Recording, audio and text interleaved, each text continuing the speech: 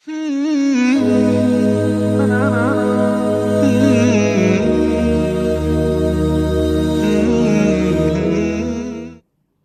بالله من الشيطان الرجيم.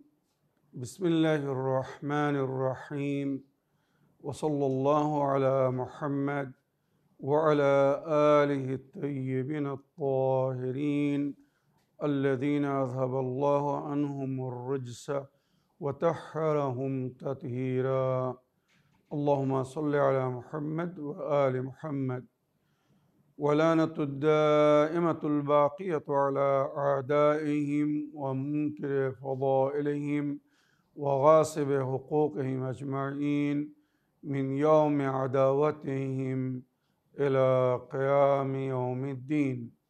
أما بعد عباد الله، أوصيكم ونفسي بتقوى الله، فإن التقوى خير الزاد وبها المعاد، وتنفع يوم لا ينفع فيه مال ولا بنون إلا من أتى الله بقلب سليم. وصلى الله على محمد وعلى آله الطيبين الطاهرين. اللهم صل على محمد وآل محمد وعجل فرجهم. আমার প্রিয় দর্শক ও শ্রোতাবৃন্দ, আসসালামু আলাইকুম ওরহমতুল্লাহি ওয়াবারাকাতুহু। আপনাদের সকলকে আন্তরিক সালাম ও শুভেচ্ছা জানিয়ে আজকের অনুষ্ঠান ইসলাম ইন বাংলায় আপনাদেরকে স্বাগতম জানাই। আশা করি আপনারা যে যেখানে আছেন ভালো আছেন, কুশল ও মঙ্গলে আছেন, সুখে থাকুন, শান্তিতে থাকুন, সমস্ত প্রকারের দুঃখ কষ্ট থেকে মুক্তিতে থাকুন। আল্লাহ রব্বুল আলমিনের কাছে এই কামনা করি। যারা অসুস্থ আল্লাহ তাদেরকে সুস্থতা দান করুন, যারা ঋণে ভুগছে আল্লাহ তাদেরকে ঋণ মুক্তি করুন। ওইরূপ যাদের জীবনে কোনো প্রকারের অভাব বা অশান্তি আছে আল্লাহ রব্বুল আলমিন তাদের সকলের জীবনে সুখ শান্তি দান করুন ও সকলের মনোকামনা আশাকে পূরণ করুন। আমাদের সকলকে সৎ পথে চলার, অসৎ পথ থেকে দূরে থাকার এবং এক অপরকে সৎ উপদেশ দেওয়ার তৌফিক দান করুন। আমরা যেন সত্য বা হক জিনিসকে জেনে শুনে মেনে তার উপরে আমল করে সেটা অন্যদের সামনে তুলে ধরতে পারি বা সকলের কাছে পৌঁছে দিতে পারি। আল্লাহ রব্বুল আলামিন আমাদেরকে সেই মনোবল ও নেক তৌফিক দান করুন। আমিন ইয়া রাব্বাল আলামিন। এই দোয়ার সঙ্গে আজকের পর্ব শুরু করতে চলেছি। বিনা কোনো ভূমিকায় সরাসরি আপনাদের পাঠানো প্রশ্নের উত্তর দিতে চাই। তাই আসুন দেখি কোথা থেকে কে কি প্রশ্ন করছেন বা কে কি জানতে চাচ্ছেন। সালামুন আলাইকুম মাওলানা সাহেব, গত সপ্তাহে আপনি আফরোজা বোনের প্রশ্নের উত্তরে খুব সুন্দর করে কিয়ামতের নিদর্শন ও যুগের ইমামের জোহরের আগের অবস্থা বা পরিস্থিতি বলেছেন বা শুনিয়েছেন। আমার অনুরোধ বা প্রশ্ন হচ্ছে যে যুগের ইমামের আসার পরের অবস্থা বা পরিস্থিতি কি হবে, এ বিষয়ে যদি একটু বলতেন তো আমরা উপকৃত হতাম এবং শান্তি পেতাম। আপনাকে অনেক অনেক ধন্যবাদ জানাই আমাদেরকে এত সুন্দর শিক্ষা দেওয়ার জন্যে। আমি মুনতাজির বলছি ওয়েস্ট বেঙ্গল থেকে। ওয়ালাইকুম আসসালাম ওরহমতুল্লাহি ওয়াবারাকাতুহু। আমার প্রিয় ভাই মুনতাজির সাহেব, আপনার চিঠি লেখার জন্য আপনাকে অসংখ্য ধন্যবাদ জানাই। আমার প্রিয় ভাই, আপনি জানতে চেয়েছেন যে যুগের ইমামের আসার পরে কি হবে। আমরা এর আগে শুনেছি বা জেনেছি যে যুগের ইমামের আসার আগে অবস্থা বা পরিস্থিতি কি হবে, বিশ্বজগতের অবস্থা এবং পরিস্থিতি কি হবে এটা আমরা জেনেছি। এবারে যুগের ইমাম আসার পরে এই বিশ্বে, এই দুনিয়ায় কি পরিবর্তন ঘটবে, কি চেঞ্জিং আসবে, কি হবে, এ বিষয়ে আপনি জানতে চেয়েছেন। তো যেটা রওয়ায়াতের মধ্যে উল্লেখ হয়েছে আমি ওটাই আপনাদের সামনে তুলে ধরছি। নবী করিম সাল্লাল্লাহু আলাইহি ওয়াসাল্লাম বলেছেন, লাউলাম ইয়াবকা মিনাদ দুনিয়া ইল্লা ইয়াওমান, এই দুনিয়া শেষ হতে যদি শুধু একদিন রয়ে যায়, কতদিন? একদিন। লাউলাম ইয়াবকা মিনাদ দুনিয়া ইল্লা ইয়াওমান, এই দুনিয়া শেষ হতে শুধু যদি একদিনও রয়ে যায়, লাতাওয়ালাল্লাহু যালিকাল ইয়াওম, আল্লাহ সেই দিনকে এত বৃদ্ধি করে দেবেন, হাত্তা ইয়াতি রাজুলুম মিন ইতরাতি আহলি বাইতি, আমার ইতরাত, আমার আহলে বাইত, আমার বংশের একজন ব্যক্তি আসবেন, হাত্তা ইয়াতি রাজুলুম মিন ইতরাতি আহলি বাইতি ইসমুহু ইসমি ওয়া কুন্নিয়াতুহু কুন্নিয়াতি, তার নাম আমার নাম হবে, তার কুন্নিয়াত মানে ডাকনাম সেটাই হবে যেটা আমার ডাকনাম। নবীর ডাকনাম ছিল আবুল কাসিম, তো শেষ ইমামের ডাকনামও হবে আবুল কাসিম। নবীর নাম মোহাম্মদ, তো শেষ ইমামের নামও মোহাম্মদ ইবনুল হাসান। মনে রাখবেন, নবী মোহাম্মদ ইবনে আবদুল্লাহ আর ইমাম মেহেদী আলাইহিস সালাম হচ্ছেন মোহাম্মদ ইবনুল হাসান আল আসকারি। আল্লাযী ইয়ামলাউল আরদা কিসতান ওয়া আদলা বাদামা মুলিআত যুলমান ওয়া জাওরা, ওই ব্যক্তি আসার পরে কি করবেন? তো নবী বলছেন, যখন আমার শেষ প্রতিনিধি ইমাম মেহেদী যখন দুনিয়ায় আসবেন, তো এই দুনিয়া সেই সময় অন্যায়, পাপে, জঘন্যতায় পরিপূর্ণ হয়ে থাকবে, চারিদিকে কুসংস্কার ছড়িয়ে থাকবে, শরীয়ত বিরোধী কাজ হবে, দিন থেকে মানুষ দূরে চলে যাবে, অন্যায় করবে, পাপ করবে, আল্লাহ বিরোধী কাজ করবে, নবীর সুন্নাতকে ত্যাগ করে দেবে, বা এলাহি শরীয়ত ও সংবিধান যেটাকে আমাদেরকে ফলো করতে বলা হয়েছে দিনের পথে চলার শর্তে বা চলার স্বার্থে, এটাকে মানুষ ছেড়ে দেবে। তখন ইমাম মেহেদী আলাইহিস সালাম আসবেন আর আল্লাহর দিন, নবীর শরীয়তকে পুনরায় জীবিত করবেন। জীবিত করবেন মানে যেভাবে আল্লাহ রসুল সেটা দিয়েছিলেন নিজের বান্দা বা উম্মতকে, আল্লাহ নিজের বান্দাদেরকে আর নবী নিজের উম্মতকে যে দিন ও শরীয়ত দিয়েছিলেন। মনে রাখবেন, ইন্নাদ দীনা ইনদাল্লাহিল ইসলাম, আল্লাহর নিকটে মাত্র একটাই দিন, আর সেটা হচ্ছে দিনে ইসলাম, শান্তির দিন। যেমন সমস্ত বান্দারা, সমস্ত মানুষ নিজের জীবনে শান্তি চায়, তো তাদের শান্তিকে বজায় রাখার জন্যে, তাদের সুখ শান্তিকে বজায় রাখার জন্যে আল্লাহ রাব্বুল আলামিন তাদের জন্য যে দিন, দিন মানে কি? Rule and system of life. মনে রাখবেন, ধর্ম মানে কি আর ধার্মিক কাকে বলে? ধর্ম একটি নিয়ম এবং শৃঙ্খলা, দস্তুরে জিন্দেগি, আর ওই রুল অ্যান্ড সিস্টেমকে, ধর্মের নিয়ম এবং পদ্ধতিকে যারা ফলো করে তাদেরকে বলা হয় ধার্মিক। তো ইসলাম ধর্মের মধ্যে এমন সুন্দর নিয়ম শৃঙ্খলা রাখা হয়েছে যেটা যদি কেউ ফলো করে তো তার জীবনে শান্তি বজায় থাকবে, কখনো অশান্তি আসবে না, বা তারা সমস্যার সম্মুখীন হবে না। দুঃখের বিষয়, যারা ইসলামকে ফলো করছে, ইসলাম পালন করছে, তাদের জীবনেও আজ সেই শান্তি, সেই সুবিধা নেই যার ইসলাম ওয়াদা করেছে, যার দস্তুর বা নিয়ম বা পদ্ধতি ইসলামের মধ্যে বলা হয়েছে। কেন জানেন? মুসলমান নিজেকে মুসলমান তো বলছে, ইসলামের অন্তর্ভুক্ত বলছে, কিন্তু তারা ইসলামিক রুল অ্যান্ড সিস্টেমকে ওইভাবে ফলো করছে না যেভাবে কোরআন ও সুন্নাতের মধ্যে, কোরআন ও হাদিসের মধ্যে তাদেরকে ফলো করতে আদেশ করা হয়েছে। মনে রাখবেন, এই জন্যে যখন যুগের ইমাম আসবেন তো কোরআন এবং সুন্নাতে যে রুল অ্যান্ড সিস্টেম দেওয়া হয়েছে সেটাই লাগু করবেন। আর ওইটাকে যখন লাগু করবেন, বিশ্বের অধিকতম মানুষ, বিশেষ করে মুসলমানদেরকে এমন একটা অনুভব হবে, তাদের এমন মনে হবে যে ইনি কোনো নতুন দিন, কোনো নতুন শরীয়ত নিয়ে এসেছেন। আমরা তো এই ইসলাম থেকে পরিচিত ছিলাম না, আমরা তো শরীয়ত ইসলামের এই রুল অ্যান্ড সিস্টেমকে জানতাম না।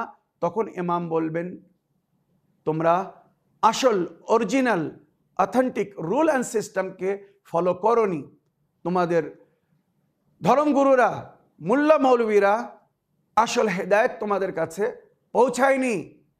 আল্লাহ যেভাবে তোমাদেরকে জীবনযাপন করতে বলেছেন, শরীয়তের উপরে আমল করতে বলেছেন, যেভাবে তার উপাসনা বা ইবাদতের হুকুম দিয়েছেন, সেটা তোমরা পাওনি বা তোমাদের কাছে পৌঁছানো হয়নি। ওইরূপ নবীর শরীয়ত, নবীর সুন্নাত, যেটা নবী বলেছেন আমার সুন্নত বা আমার তালিমাত কিয়ামত পর্যন্ত আমার আহলে বায়তের মাধ্যমে প্রচালিত থাকবে, বাকি থাকবে। তাই ইমামদেরকে মাহফিজে শরীয়ত বলা হয়। ইমামরা শরীয়ত তৈরি করেন না, আল্লাহ রসুলের দেওয়া শরীয়তকে কিয়ামত পর্যন্ত তার অরিজিনাল এবং অথেন্টিক রূপে বাকি রাখার দায়িত্ব ইমামদের ছিল। আর যেটা আজও আহলে বাইতে নবুয়ত এবং ইমামরা সুন্দরভাবে নিজের দায়িত্বকে পালন করছেন। তাই যখন যুগের ইমাম আসবেন তাদেরকে মনে হবে যে এই শরীয়ত একটি নতুন শরীয়ত, এই দিন একটি নতুন দিন। না, কখনো না। যুগের ইমাম সেই দিন প্রচার করবেন, সেই দিনের তাবলীগ করবেন, সেই দিনের তারবিজ করবেন, সেই দিন দুনিয়ার কাছে পৌঁছে দেওয়ার চেষ্টা করবেন যেটা আল্লাহ রসুলের তরফ থেকে দেওয়া হয়েছিল, আর যার মাধ্যমে পুরো বিশ্বে শান্তি ফিরে আসবে। আজও উম্মতে মুসলিমা খোদা ও রসুলকে সাক্ষী করে বলছি, যেটা নবীনন্দিনী জানাবে ফাতেমা জাহরা সালামুল্লাহ আলাইহা বলেছিলেন, قد جعل الله تعالى নিদামান লিল মিল্লাহ, আল্লাহ রাব্বুল আলামিন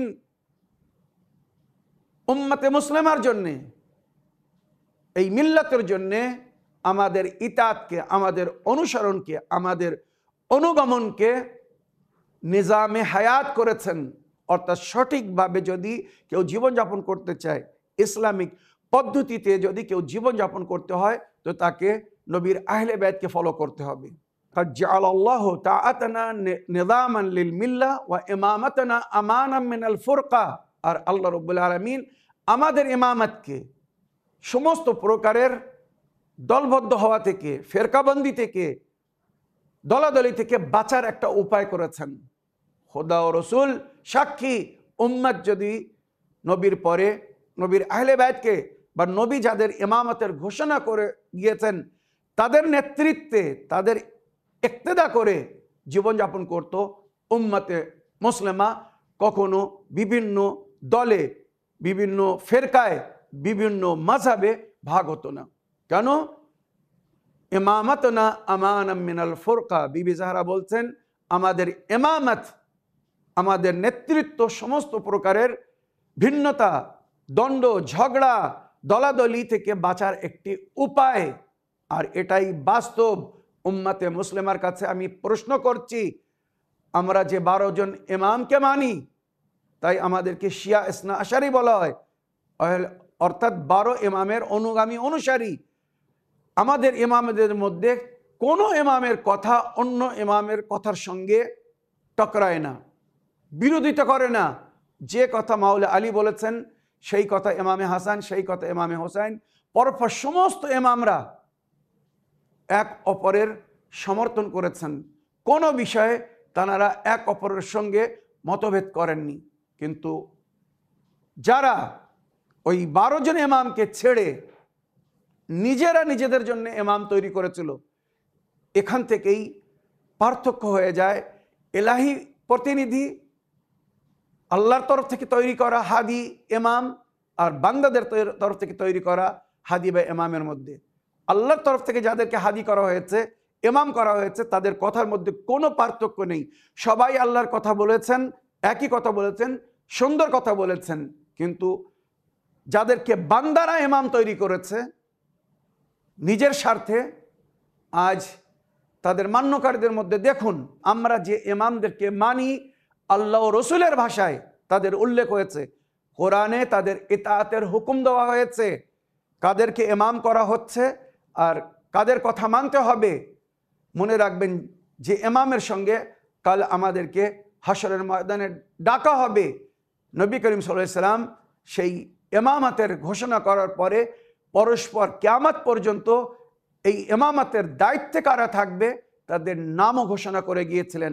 আমি ইমামতের উপরে কোরআনের বিভিন্ন আয়াতও বলেছি এবং নবী করিম সাল্লাল্লাহু আলাইহি সাল্লামের বিভিন্নভাবে যে হাদিস বলেছেন, ভবিষ্যবাণী করে গিয়েছিলেন, মুসলমানদের কয়েকশো বইয়ের মধ্যে থেকে আমি সেগুলো বারবার উল্লেখ করেছি।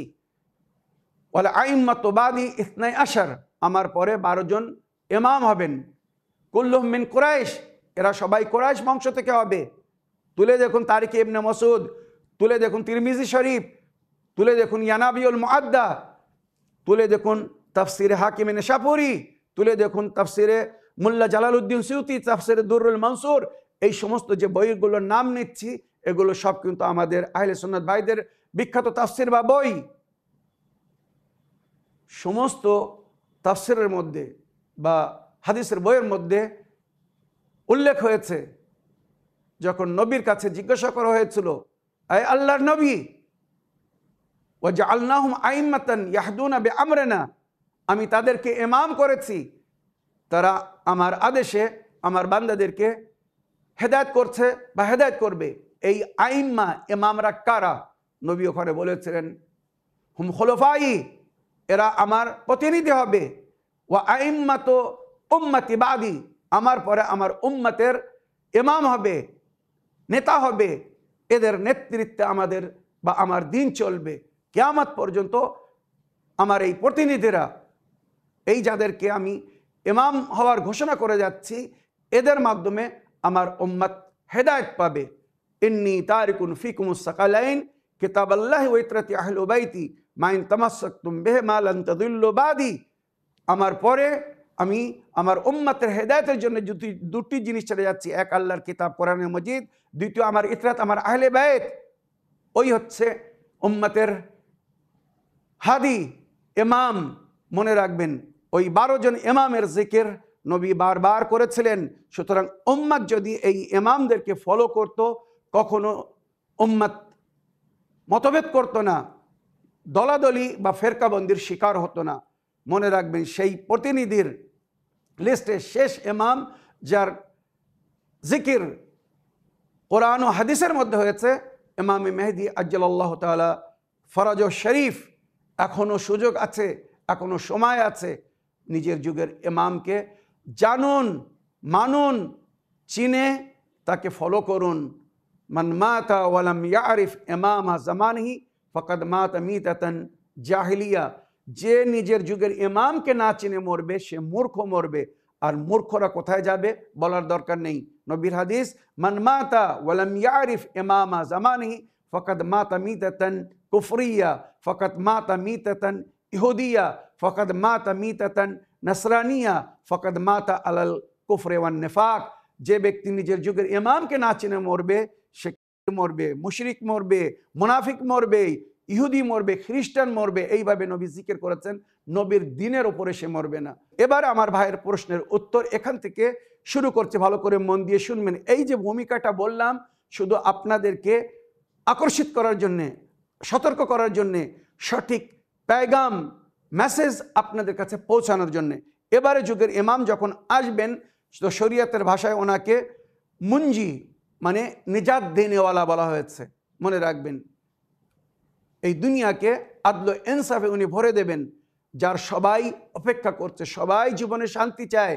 কার জীবনে কে এমন আছে যে সুখ শান্তি চায় না? সবাই নিজের জীবনে সুখ শান্তি চায়। সেই সুখ শান্তি কখন ফিরে আসবে? যখন যুগের इमाम आजमें। तो उन निशानियों के ज़ाहिर होने के बाद मुंजी के ज़ुहूर की बारी आती है, जो आखिर ज़मान के अहम तरीन वाक़यात में से है। কিয়ামতের নিদর্শনা বা এলামাত যেগুলো আমি গত সোমবারে, গত সপ্তাহে বলেছিলাম, ওইগুলো দেখা যাওয়ার পরে, মানে কিয়ামতের নিশানি জাহির হওয়ার পরে বা যুগের ইমামের জুহুরের যে সংকেত বা ইশারা দেওয়া হয়েছে, সেইগুলো যখন আমরা দেখব, তারপরে ইমামের জুহুর হবে। আবার ইমামের জুহুরের পরে ইমাম কি করবেন, কি হবে? তো বলা হচ্ছে जुल्म के खिलाफ जद्दोजहद करने और उनको जड़ से उखाड़ डालना, यह इमाम का अव्वलीन फरीज़ा में से होगा। यानी যুগের ইমাম যখন আসবেন, তো সর্বপ্রথম এই বিশ্ব থেকে জুলুম ও অত্যাচারকে তুলে ফেলবেন। জুলুম ও অত্যাচারের যে গেড় বলে, মানে শিকড়, সেটাকে তুলে ফেলবেন। তো যখন শিকড় থাকবে না, তো ওই জুলুমের গাছও বড় হবে না। गुनाह, जुल्म, जौर, फसाद और बुराई के घुटन ज़दा सूरत हाल से निजात इंसान की दायमी ख्वाहिशों और आरजुओं में से है। মনে রাখবেন সমস্ত মানুষ, বিশ্বে যত মানুষ আছে, তাই সে মুসলমান হোক আর নন মুসলিম, যে ধর্মেরই হোক না কেন, সবাই কিন্তু নিজের জীবনে শান্তি চায়। গুনাহ, জুলুম, জ্বর, অত্যাচার, ফাসাদ মানে ফিতনা ফাসাদ, বুরাই, সমস্ত প্রকারের জঘন্যতা, ঘুটন ज़दा सूरत हाल से निजात चाहती है, মানে সমস্ত মানুষ কিন্তু এই সমস্ত জিনিস থেকে মুক্তি চায়। এটা সকলের মনের আশা যে আমরা নিষ্পাপ সুখ শান্তির সঙ্গে জীবনযাপন করতে চাই, স্বাধীনভাবে জীবনযাপন করতে চাই। তো এটা কখন হবে? এটা তখন হবে যখন যুগের ইমাম আসবেন। और उस दौर में ये ख्वाहिश पूरी हो जाएगी, যখন ইমামে জামান আসবেন সবার এই মনোকামনা আশা পুরো হয়ে যাবে। जैसा कि अमीरुल मोमिनीन ने फरमाया, असहाब हज़रत इमाम मेहदी अलैहिस्सलाम उनके हाथ बैत करेंगे इस बात पर कि ना ज़िना करेंगे, ना मुसलमान को दुश्मन देंगे, एहराम बस्ता शख्स को कत्ल ना करेंगे, काबिल एहतराम हुदूद और चार दीवारियों और साहिब हुर्मत अशखास की बेहुरमती ना करेंगे, घरों पर हमला ना करेंगे, किसी को ज़दोकोब ना करेंगे, सोना चांदी गंदुम ज़ख़ीरा ना करेंगे, यतीम का माल ना खाएंगे। ইমাম আলী আলাইহিস সালাম নাহজুল বালাগায় বা নিজের খুতবার মধ্যে বলেছেন, যুগের ইমাম যখন আসবেন, মানে ইমামে মেহেদির যখন আবির্ভাব হবে, তো সবাই ওনার হাতে বায়াত করবেন। বায়াত করবেন কি বলে, কি প্রতিশ্রুতি দিতে হবে সবাইকে ইমামের হাতে হাত রেখে বায়াত করার সময়, যে আমি কোনো মুসলমানকে আঘাত করব না, কাউকে কষ্ট দেব না, জেনা করব না, মানে ধর্ষণকারী হবে না, যারা এহরাম মানবে এহরামের অবস্থায় কাউকে কেউ কাতল করবে না, আর যাদেরকে আল্লাহ সম্মান দান করেছেন, সম্মানিত স্থান রাখেন, তাদের সম্মানকে কেউ আঘাত করবে না, যারা পর্দার মধ্যে আছে সেই সমস্ত পর্দাদারকে কেউ আঘাত করবে না, কারোর ঘরের ওপর আক্রমণ করবে না, না হক মানে বিনা প্রয়োজনে বা বিনা প্রাপ্যে কেউ কাউকে কোনো প্রকারের শাস্তি বা সাজা দিবে না, মারধর করবে না, সোনা চাঁদি গন্দম জখিরা নেই করেগা, সোনা রূপো বা গম, এখানে ইত্যাদি বলা হয়েছে, একটা ইশারা দেওয়া হয়েছে যে খাদ্য আজকাল যেটাকে আপনারা দেখছেন জমা করে গোডাউনে রাখা হয় আর দাম বৃদ্ধি করে পরে সেটা মার্কেটে নামানো হয়। যুগের ইমাম যখন আসবেন মনে রাখবেন কাউকে গোডাউনে জমা করার অনুমতি দেবেন না। ফসল পাতি যা কিছু উৎপাদন হবে সঙ্গে সঙ্গে সেটা বাজারে আসবে আর সস্তায় অল্প দামে সবার কাছে সেটা পৌঁছে যাবে, সবাই শান্তির সঙ্গে জীবনযাপন করবে, কেউ কারোর অধিকার থেকে কাউকে বঞ্চিত করবে না। এতিম কা মাল না খাएंगे, কেউ এতিমের মাল খাবে না। মনে রাখবেন এই যে যুগ, এই যুগের সম্পর্কে ইমামে মেহেদী আলাইহিস সালাম নিজে বলেছেন যে আমার আবির্ভাবের আগে, আমার জোহরের আগে যদি তোমাদের দায়িত্বে কারোর আমানত থাকে বা কেউ যদি কারোর মাল অপহরণ করে থাকো, খেয়ে থাকো, নিয়ে থাকো, হজম করে থাকো, তাকে ফিরিয়ে দাও। আমার আসার পরে কিন্তু আমি গলায় আঙুল দিয়ে হক বাহির করে হকদারকে দিয়ে দেবো। এটা একটা ইশারা, মানে কারোর হক যদি কারোর কাছে থাকে আর সে যদি না দেয় তো ইমাম তার কাছ থেকে প্রাপ্য ব্যক্তির অধিকার বা হক নিয়ে তাকে দিয়ে দেবেন। তাই এইভাবে আমাদেরকে প্রস্তুত হতে বলা হয়েছে। মনে রাখবেন যারা অন্যদের মাল খাচ্ছে, বিশেষ করে এতিমের মাল খাচ্ছে, তো কোরআন তাদের সম্পর্কে বলছে এরা জাহান্নামের আগুন দিয়ে নিজের পেট ভরছে। আল্লাযীনা ইয়াকুলুনা আমওয়ালান নাস বিল বাতিল, যারা অন্যদের মাল বাতিলভাবে খায়, নিজের পেটকে আগুনে ভরছে। তো দুনিয়ার আগুন এবং পরকালের আগুন মানে জাহান্নামের আগুন থেকে যদি কেউ বাঁচতে চায় তো অন্যের হক যেন না খায়, আর যদি কারোর হক কারোর দায়িত্বে দেখে থাকে তো সেটা যেন ফেরত দেয়, দিয়ে দেয়। पूरी दुनिया में हकीकी इस्लाम का नफाज और खुदाए वाहिद के हकीकी परस्तिश और यकता परस्ती का रवाज होगा। যুগের ইমাম যখন আসবেন তো পুরো দুনিয়ায় হকিকি ইসলাম, যেটা অথেন্টিক সত্য ইসলাম, সেই ইসলামের হুকুম নেফাজ হবে, মানে নাফিজ হবে, লাগু হবে শরীয়তের হুকুম। খোদায় ওয়াহদাহু লা শরীক ছাড়া অন্য কারোর প্রার্থনা হবে না, উপাসনা হবে না, ইবাদত হবে না। দিন কা ফরোগ আর দিনদারি কা আম হয়ে জানা, সেই সময় পুরো বিশ্বে দিনের রাজিত্ব হবে, ধর্মের রাজিত্ব হবে, মানে সবাই আল্লাহর দোয়া রুল অ্যান্ড সিস্টেমকে ফলো করবে, যার মাধ্যমে সবাই শান্তিপূর্ণভাবে জীবনযাপন করবে। দিনই ফজাইল ও একদার पर अमल, दीन के अहकाम और अवामिर की तामील और नफाज का एहतमाम इमाम ज़माना फरमाएंगे। মানে শরীয়তের উপরে আমল করার জন্য সমস্ত প্রকারের পদক্ষেপ ইমাম নেবেন, স্টেপ নেবেন বা তার জন্য প্রয়োজনীয় সমস্ত দায়িত্বকে ইমাম বহন করবেন। সেই সময় দিনের যে গুণ বা ফজিলাত সকলকে বলা হবে, দিনের উপরে চললে তাদের কি লাভ হবে, আমল করলে তার কি বেনিফিট দুনিয়ায় ও আখিরাতে, এবং শরীয়তের যে হুকুম নির্দেশনা তাদের জন্য সেগুলো যদি ফলো করা হয় তো কিভাবে তারা নিজের জীবনে উন্নতি করবে, সব কিছু এখানে উল্লেখ হবে বা ইমাম সেটা বলবেন এবং তার উপরে আমলও করাবেন। আদল ও মুসাওয়াত কা কিয়াম, সমস্ত জায়গায় ইনসাফ হবে। মুসাওয়াত মানে সমতুল্যভাবে সমস্ত ব্যক্তিকে তার অধিকার বা হক দেওয়া হবে। हत्ता के पूरे माशरे में अमवाल को यकसा तौर पर तकसीम किया जाएगा। সেই সময় পুরো সোসাইটিতে, পুরো পরিবেশে হকদারদেরকে সমান রূপে তাদের হক দেওয়া হবে। কাউকে কারোর হক থেকে বঞ্চিত করা হবে না বা কাউকে মানে বিনা প্রয়োজনে বা আপন মনে করে বেশি দেওয়া হবে আর কাউকে কম, এমন হবে না। ইমামের নজরে আল্লাহর সমস্ত বান্দারা, প্রাপ্য বান্দারা সমান অধিকার হবে, সমান অধিকার রাখবে। সমস্ত বান্দাকে তাদের সমান অধিকার দেওয়া হবে। আমন ও সুলহ কা কিয়াম হোগা, সমস্ত জায়গায় শান্তি হবে, পিস হবে এবং পিস ট্রিটি বা মনে রাখবেন আপোষ বা সমঝোতা, এটাই হবে সেই সময়ের মেন ধর্ম বা কর্ম।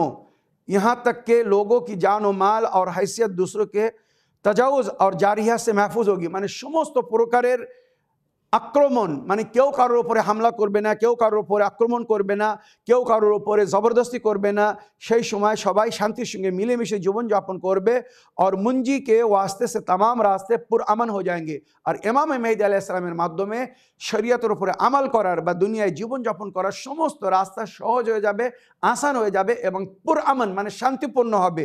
কেউ শরীয়তের উপরে আমল করতে কষ্টের অনুভব করবে না। এখন যেমন একটা অনেকেই মনে করছে যে এই শরীয়তের উপরে আমরা কি করে চলবো, কি করে ফলো করব, এত কঠিন না। শরীয়ত কিন্তু সহজ, শরীয়তের মধ্যে কোনো কঠিনতা নেই। মানুষ নিজের কর্মের মাধ্যমে সেটাকে কঠিন করে রেখেছে। মনে রাখবেন, ইন্না মাল উসরি ইউসরা ও আরাদাল্লাহু বিকুমুল ইউসরা ওয়ালা উসরা, আল্লাহ তোমাদের জন্য আসানি চায়, শান্তি চায়, কঠিনতা চায় না। আল্লাহ কোন নফসকে, লা ইকাল্লাফুল্লাহু নাফসান ইল্লা উসআহা, কোন নফসকে আল্লাহ, কোন ব্যক্তিকে, কোন মানুষকে আল্লাহ তার ক্ষমতার বেশি কষ্ট দেয় না। তো আল্লাহর দিন এমন কখনো হতে পারে না যার মাধ্যমে তার বান্দারা কষ্ট পাবে, আঘাত পাবে বা তার উপরে আমল করতে পারবে না। তো যখন যুগের ইমাম আসবেন তো দিনের উপরে আমল করা সহজ হয়ে যাবে, শান্তিপূর্ণভাবে আমল করবেন। आम लोगों की आसाइश और फलाह व बहबूदी यकीनी हो जाना, তখন সমস্ত মানুষ, आम মানে সাধারণ মানুষ, সমস্ত প্রকারের শান্তির অনুভব করবে। তাদের সফলতা বা সমস্ত প্রকারের উন্নতির রাস্তা ইমাম তাদের জন্য খুলে দেবেন। यहाँ तक कि रोए ज़मीन पर मौजूद तमाम अशियाए खुर्द व नोश बनी नौ इंसान की दस्तरस में होंगी। সেই সময় পানাহারের সমস্ত ব্যবস্থাপনা সহজ হয়ে যাবে। সবাই নিজের জীবিকা জীবনযাপন করার জন্য প্রয়োজন সহজভাবে সঞ্চয় করবে বা উপায় করবে। और लोग आसानी से उनसे इस्तेफादा करेंगे, शांतिपूर्णভাবে খুব সহজভাবে এর থেকে লাভবান হবে। पूरी दुनिया में तामीरी ও তারাক্কিয়াতি কাম होंगे। মনে রাখবে, ইমাম আসার পরে পুরো দুনিয়ায় উন্নতির কাজ হবে, কোনো প্রকারের অবনতি দেখা যাবে না। সবার জীবনে একটি কল্যাণ আসবে, উন্নতি হবে। সবাই নিজের জীবনে উন্নতি দেখতে চায়, ওটাই হবে ইমামের মেন উদ্দেশ্য, যেন সবাই ওই জীবন থেকে শান্তি পায় বা সবার জীবনে যেন একটা এমন উৎসাহ আসে যে এবার আর আমাদেরকে পিছনে যেতে হবে না, আমাদের জীবনে আর অশান্তি আসবে না, আমরা এবারে শান্তির দিকে এগিয়ে যাব। लोगों के दरमियान मोहब्बत, दोस्ती, खुलूस का रिवाज होगा।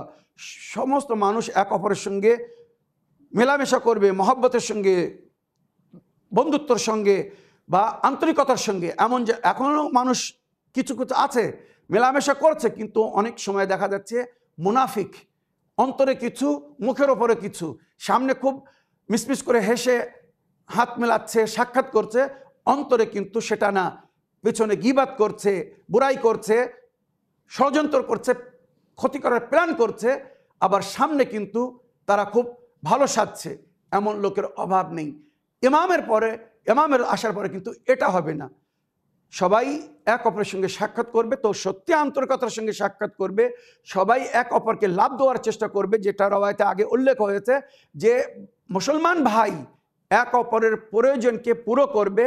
আর কোনো মুসলমান যদি কোনো মুসলমান ভাইয়ের অন্য ভাইয়ের কোনো জিনিস নেয় তো সে রাগ করবে না, এই ভেবে যে আমার ভাই যদি আমার কাছে কোনো জিনিস চায় বা তার প্রয়োজন যদি আমার মাধ্যমে পুরো হয় তো এটা আমার রাগের কারণ না, বরং আমাকে খুশি হওয়া উচিত যে আমার ভাইয়ের প্রয়োজনকে আল্লাহ আমার মাধ্যমে পুরো করেছে। তাই হাদিসের মধ্যে উল্লেখ হয়েছে আল্লাহ ইয়াকুনু ফি আউনি আবদেহ মা দামাল আবদু ফি আউনি আখি, আল্লাহ তার বান্দার ততক্ষণ পর্যন্ত সহযোগিতা করেন, মদত করেন যতক্ষণ সে নিজের ভাইয়ের মদত করতে থাকে। মানে বান্দা বান্দার মদত করতে থাকে, মুসলমান মুসলমানের মদত করতে থাকে, এক ভাই অন্য আরেক ভাইয়ের মদত করে, তখন আল্লাহ গায়েব থেকে তাদের মদত করে। মনে রাখবেন, लोगों के दरमियान मोहब्बत, दोस्ती, खुलूस का रवाज, यहाँ तक कि एक फ़र्द अपने दीनी भाई की सरवत से अपनी ज़रूरत के मुताबिक उठाएगा और उसके इस अमल पर कोई ममानियत ना होगी।